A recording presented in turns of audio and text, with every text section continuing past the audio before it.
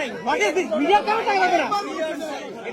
সারা দেশের মানুষ তাকাই থাকবে, শুধু আপনাদের কাছে আমার বিবেচনা বুঝে আপনারা যৌক্তিক ভাবে বেরোয় যান। আপনাদের জায়গায় আমি থাকলে আমি হয়তো থাকতাম না, বেরোয় যেতাম। তারপর আল্লাহর রাস্তায় আমি বলার নাই। অবশেষে লন্ডনে ধরা খেয়েছেন ব্যারিস্টার সুমন। শেখ হাসিনার পতনের পর খবর নেই ব্যারিস্টার সুমনের, তবে কয়েকদিন ধরেই জানা গেছে তিনি আত্মরক্ষার জন্য আগেই দেশ ছেড়ে পালিয়ে গেছেন। জননেত্রী শেখ হাসিনার পদত্যাগ দাবি করতেছেন এবং ধ্বংসলীলায় মেতে উঠেছেন, তখন আমি যেমন আপনাদের যেমন আমার নেত্রীর বিরোধিতা করার অধিকার আছে, আমারও আমার নেত্রীর পক্ষে দাঁড়ানোর অধিকার আছে। আমি এই সস্তা জনপ্রিয়তার জন্য এখানে ভাইরাল হইতে আসি নাই। অবশেষে লন্ডনে প্রবাসী বাঙালিদের কাছে ধরা খেয়েছেন আলোচিত ব্যারিস্টার সুমন।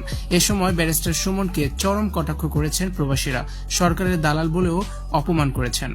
ছাত্রছাত্রীদের উপর নির্বিচারে গুলি, হত্যা, গণহত্যার বিরুদ্ধে কোনো প্রতিবাদই করেননি ব্যারিস্টার সুমন। একজন স্বতন্ত্র এমপি হলেও শেষ পর্যন্ত তিনি শেখ হাসিনার দালালি করে গেছেন। সরকার পতনের আগের দিনও ব্যারিস্টার সুমন বলেছেন তিনি শেখ হাসিনাকে তার নিজের জীবন দিয়ে হলেও রক্ষা করবেন। সুমনের এমন বক্তব্যে হতাশ হয়েছিল দেশবাসী। তাই তো সরকার পতনের পর ব্যারিস্টার সুমন কোথায় আছে সকলেই জানতে চেয়েছেন। সুমন সরকার পতনের আগেই লন্ডনে চলে গেছেন। লন্ডন থেকে ভিডিও দিচ্ছেন ব্যারিস্টার সুমন। ডক্টর ইউনূসের ব্যাপক সমালোচনাও করে সুমন বলেছেন, একজন সুদখোর ঘুষখোর কিভাবে দেশ চালাতে পারে, কিভাবে দেশের প্রধানমন্ত্রী হতে পারে, যার নিজের নামে অসংখ্য মামলা রয়েছে। সে অনেক আগে থেকেই প্রধানমন্ত্রী হতে চেয়েছে, তার কেন প্রধানমন্ত্রী হওয়ার এত লোভ?